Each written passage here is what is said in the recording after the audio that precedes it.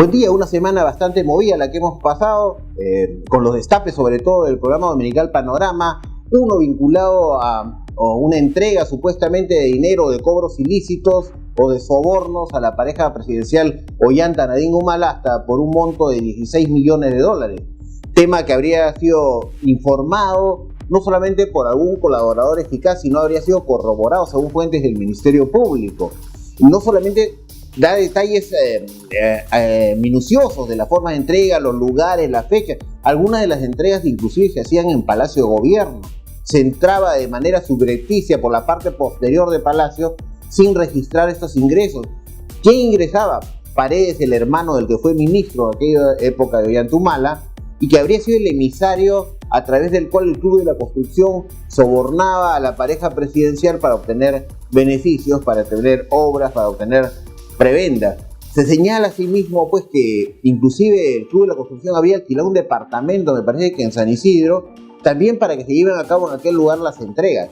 La situación pues se complica muchísimo para Ollanta Humala y Nadine Heredia, quienes habían estado prácticamente en la sombra, yo diría inclusive de cierta forma encubiertos por el Ministerio Público y por el Poder Judicial, que no tienen ninguna medida restrictiva en libertad, tranquilos, como si nada ocurriera, cuando era un caso bastante evidente lo que venía ocurriendo.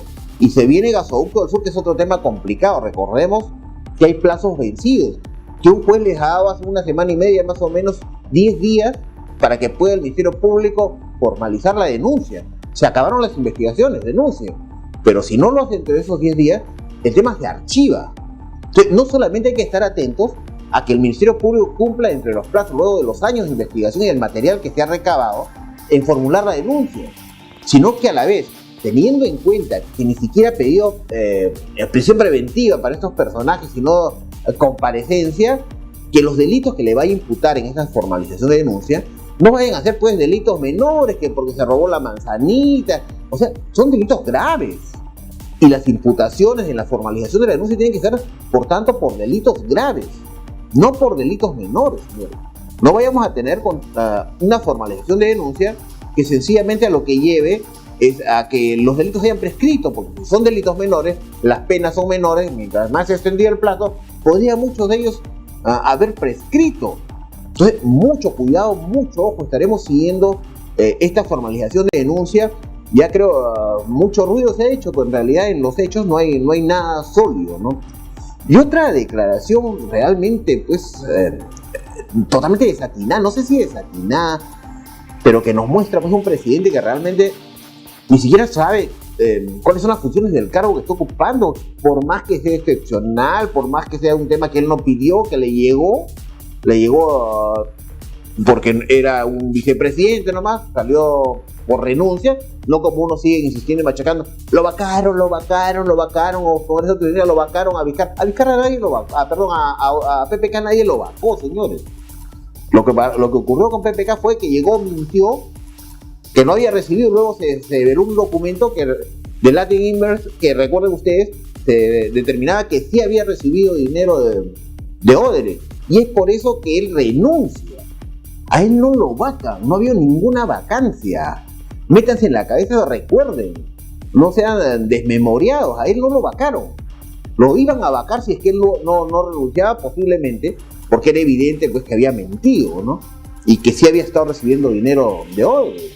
Entonces, no hubo vacancia en aquellos temas. Pero en fin, vamos a ver cómo se desarrolla, nosotros les seguiremos informando.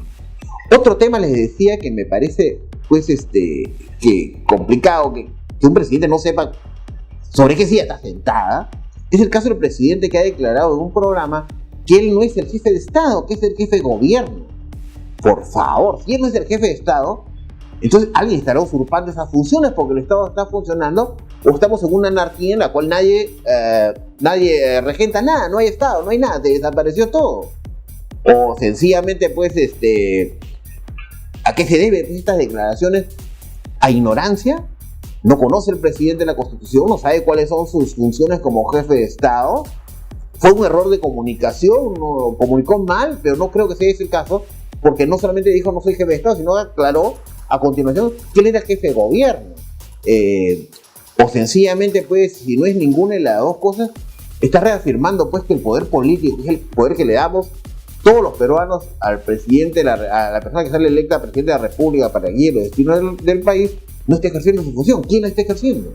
Es cierto, entonces lo que dicen, que en realidad quien está gobernando, quien es el jefe de Estado, es una empresa del Club de la Construcción. ¿Es acaso Odebrecht? ¿No es el presidente? Cuidado con lo que está diciendo.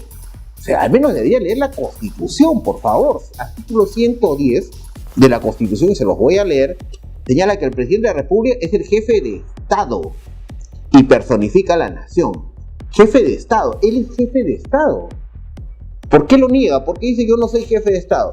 ¿Cree que diciendo yo no soy jefe de Estado se va a limpiar un poco de las responsabilidades que pueden devenir luego de que él deje el cargo por haber cerrado inconstitucionalmente el Congreso? No, el artículo 118 le dice en el artículo 118, en el numeral 24, que corresponde al presidente de la República, entre otras, ejercer las funciones de gobierno y demás de la administración que la Constitución y las leyes le otorgan. Es decir, en el país, el presidente de la República ejerce las funciones de jefe de Estado y jefe de gobierno. No puedes partir en dos, porque eso no se da en el país. No estamos en un gobierno distinto.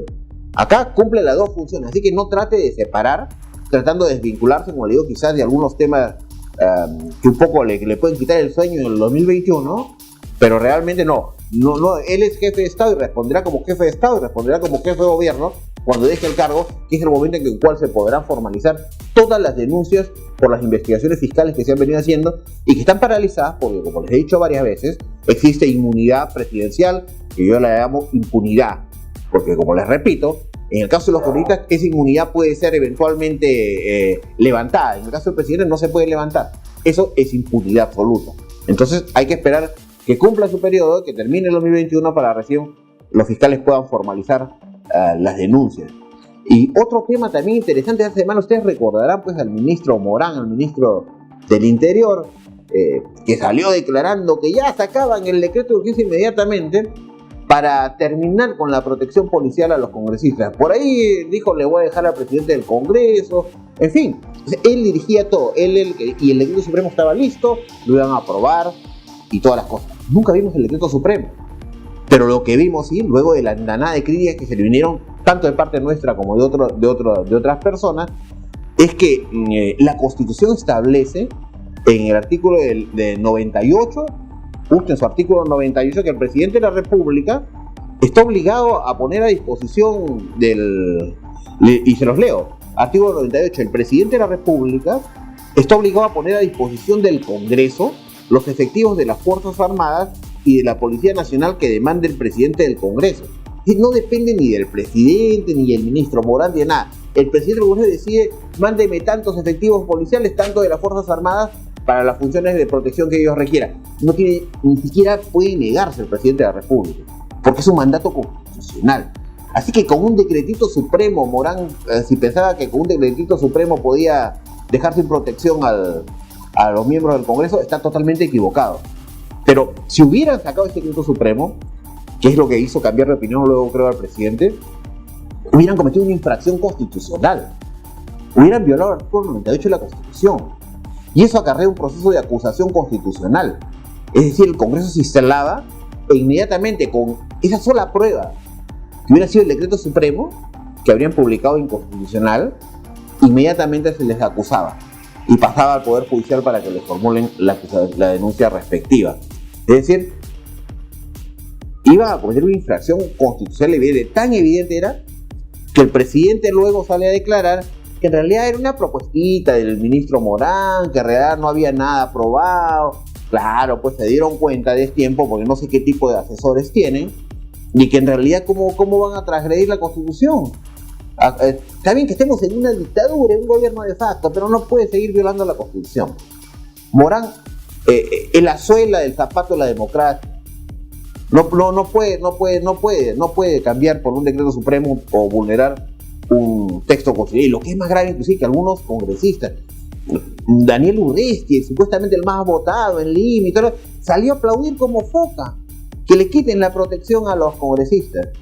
Los ministros tienen 400 miembros de las fuerzas policiales en seguridad. El presidente tiene más de 100. Es decir, Si quieren hacer medidas de austeridad, que es una locura hacer esto, realmente quiten a otras áreas para poder cumplir con labores. Pero le decía, Urresti salió a aplaudir como foca. ¿No recuerda acaso que él es general retirado del ejército? Que como general no solamente tiene resguardo policial, tiene gasolina, tiene auto, tiene mayordomo. Va a renunciar también a su mayordomo, al combustible gratis que le llega, a la movilidad, a la seguridad del gratis. Él dirá que todos le quiten, claro, pues porque él como es general, tiene todos los beneficios que no tiene cualquier peruano. Que les quiten, pues que le quiten el mayordomo, que le quiten la gasolina, que le quiten las prebendas que le dan hoy en día, ¿no? A ver si eso les gustaría, ¿no? Vamos a una pausa comercial y seguimos comentando coyuntura.